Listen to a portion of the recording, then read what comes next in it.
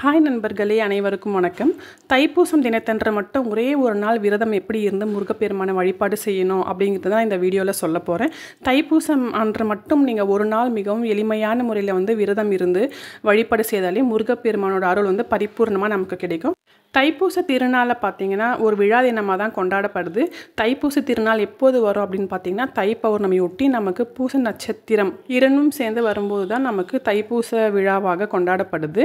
தை 29ஆம் தேதி, அதாவது பிப்ரவரி 11/2/2025 இந்த நாள் தான் நமக்கு தைப்பூச திருநாளாக வருது. அன்னைக்கு காலையில் நம்ம சீக்கிரமாக எழுந்து தலைக்கெல்லாம் குளிச்சுட்டு நம்ம நிலைவாசல் அப்புறம் வாசல் எல்லாமே நல்லா சுத்தப்படுத்திட்டு குங்குமம் போட்டெல்லாம் வச்சு கோலம் போட்டுட்டு அதுக்கப்புறம் நம்ம நிலைவாசலில் 2 பக்கமாக விளக்கேற்றிட்டு நம்ம நேராக பூஜை அறைக்கு போயிட்டு பூஜை அறையில் முருகப்பெருமானோட சிலையோ அல்லது படமோ என்ன இருக்கோ அதுக்கு பூக்களால் நல்லா அலங்கரிச்சிடுங்க.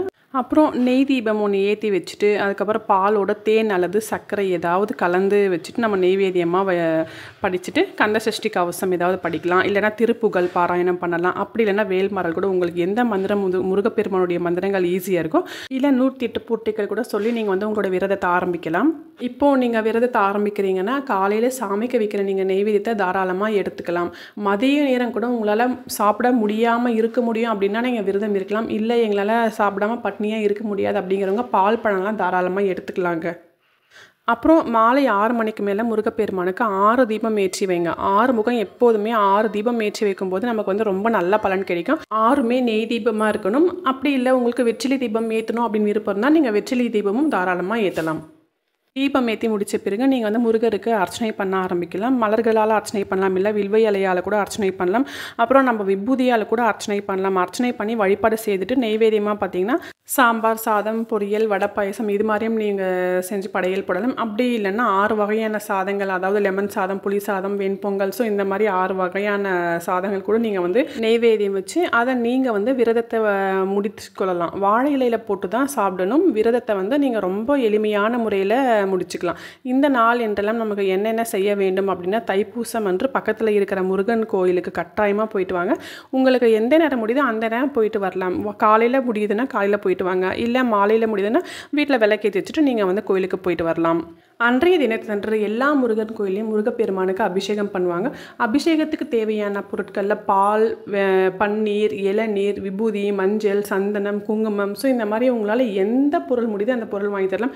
எல்லாமே வாங்கி தரணும்னு அவசியம் இல்லை. உங்களால் என்ன முடியுதோ ஒரு பொருள் வாங்கி கொடுத்தாலும் போதும். அன்றைய தினம் நீங்கள் கோவிலுக்கு போயிட்டு வந்தாலே பல புண்ணியங்கள் கிடைக்கும் அப்படின்னு சொல்லுவாங்க. உங்களால் முடியும்னா ஒரு 6 அகல் விளக்கை கொண்டு போய் கோயிலில் நீங்கள் தீபம் ஏற்றி வச்சுட்டு வழிபாடு செஞ்சுட்டு வரலாம்.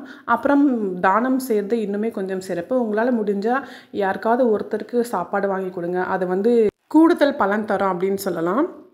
இதெல்லாம் செய்யறதுனால நமக்கு என்ன பலன் கிடைக்கும் அப்படின்னு பார்த்தீங்கன்னா நம்மளோட கர்ம வினை கண்டிப்பாக நீங்குங்க. நமக்கு தெரிந்தும் தெரியாமலும் சில தவறுகள் பண்ணியிருப்போம். சில பேர் தெரிஞ்சே தவறுகள் பண்ணியிருப்பாங்க, சில பேர் தெரியாமலும் பண்ணியிருப்பாங்க. பூர்வ ஜென்ம பாவங்களும் இருக்குது அப்படின்னு சொல்கிறாங்க. இப்போ நம்ம கஷ்டப்படுறது கூட ஏதோ பூர்வ ஜென்ம பாவத்தால் கூட இருக்கலாம் அப்படின்னு சொல்கிறாங்க. இதெல்லாம் உண்மையா அப்படின்னு கேட்டால் ஆன்மீகம் அப்படின்றத நம்ம நம்புகிறோன்னா அப்போ இதையும் நம்ம நம்பி தான் ஆகணும். ஏன்னா பூர்வ ஜென்ம புண்ணியம் நமக்கு இந்த ஜென்மத்தில் கை கொடுக்கும். அதே போல் பூர்வ ஜென்மத்து பாவமும் நமக்கு இந்த ஜென்மத்தில் அனுபவிக்க வைக்குது அப்படின்னு சொல்கிறாங்க. இந்த தைப்பூசம் அன்னைக்கு முருகப்பெருமானுக்கு விரதம் இருந்து வழிபாடு பண்ணுறதுனால நம்மளோட கர்ம வினைகள் எல்லாம் போக்கி நமக்கு எவ்வளோ மோசமான தலையெழுத்தாக இருந்தாலும் அதை மாற்றக்கூடிய சக்தி தைப்பூசத்துக்கு இருக்குது அப்படின்றது தைப்பூச சிறப்புகளாக சொல்லப்படுறாங்க.